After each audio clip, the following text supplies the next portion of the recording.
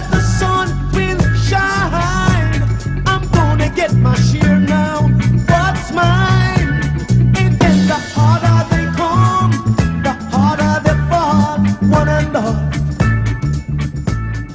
It's one of the music industry's great ironies that today, outside of reggae circles, Jimmy Cliff is perhaps better known for his film appearances than his music. Even after a string of hits, the singer never quite managed to break into the mainstream, although he seemed poised for international stardom during the late 60s, early 70s. The singer was born in St. James, Jamaica, on April 1, 1948, with the less prosaic name James Chambers. His talent was evident from childhood, and he began his career appearing at local shows and parish fairs. Feeling ready for the big time at the age of 14, he moved to Kingston and took the surname Cliff to express the heights he intended on reaching. Cliff recorded 2 unsuccessful singles before he was spotted by Derrick Morgan, who brought him to Leslie Kong. His first single for the budding producer, Hurricane Hattie, was an instant hit. Unusually, Cliff remained with Kong until the producer's death. Most Jamaican artists flit from studio to studio. The singer's loyalty was rewarded, however, by a string of follow-up hits. In the early years, the pair helped set the ska scene alight, both in Jamaica and in Britain, where the singer's singles were picked up by Island Records. Miss Jamaica, King of Kings, One-Eyed Jacks, and Pride and Passion have since become classics of the original ska era. By 1964, Cliff's star was so bright that he was selected as one of Jamaica's representatives at the World's Fair. A successful residency in Paris followed, and island head Chris Blackwell eventually convinced the singer to relocate to Britain.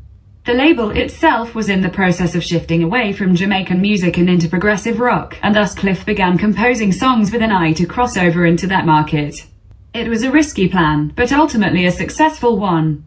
In 1968, Cliff released his debut album, The Excellent Hard Road, and won the International Song Festival with Waterfall, a song that became a smash hit in Brazil. He swiftly moved to that country to take advantage of his success, but even greater heights were in the offing. The following year, Wonderful World Beautiful People proved to be his international breakthrough. The single soared to number 6 on the British charts, and charmed its way into the top 25 in the States. The song's anti-war follow-up, Vietnam, proved to be less popular, even if Bob Dylan called it the best protest song he'd ever heard. Regardless, Cliff's new album, 1969's Wonderful World, was critically acclaimed, and saw the singer starting to build a following amongst the AOR crowd. The Harder They Come original motion picture soundtrack, the title track, a cover of Cat Stevens' Wild World, was another smash in 1970. And Desmond Dekker took Cliff's own You Can Get It If You Really Want to number 2 in Britain. And then tragedy struck. Leslie Kong, who had continued to oversee Cliff's career during this entire period, died unexpectedly of a heart attack in August 1971. The singer was at a loss, as he'd grown up under the producer's wing and was abruptly forced to fend for himself. Another cycle, which arrived later that year, was proof that Cliff was beginning to get his career back on track. One of the last projects Kong had undertaken was overseeing the soundtrack to the movie The Harder They Come. Produced and written by Perry Hensel, this powerful film featured Cliff in the leading role, and upon its release swiftly became an underground classic. The soundtrack, which boasted a clutch of Cliff's own compositions, was an equally seminal record. Unlimited this should have pushed the singer into the mainstream, but Island dropped the ball and turned their attention to Bob Marley instead. The timing was also off in the US, where the movie didn't see release until 1975. Cliff left Island's roster and signed to Reprise in the US and EMI in the UK, but fared no better on either label. 1973's Unlimited, 1974's Struggling Man, and the following year's Brave Warrior were unable to sustain the success of another cycle, never mind improve upon it. During this time, Cliff converted to Islam and traveled to Africa in search of his roots, and his newfound religious devotion began to heavily influence his music. In 1975, with the release of The Harder They Come in the US, Cliff's second album for the year, Follow My Mind, immediately grabbed America's attention and became his first album to reach into the bottom of the chart. Reprise then decided it was time for a greatest hits collection, although this would be accomplished via a live album.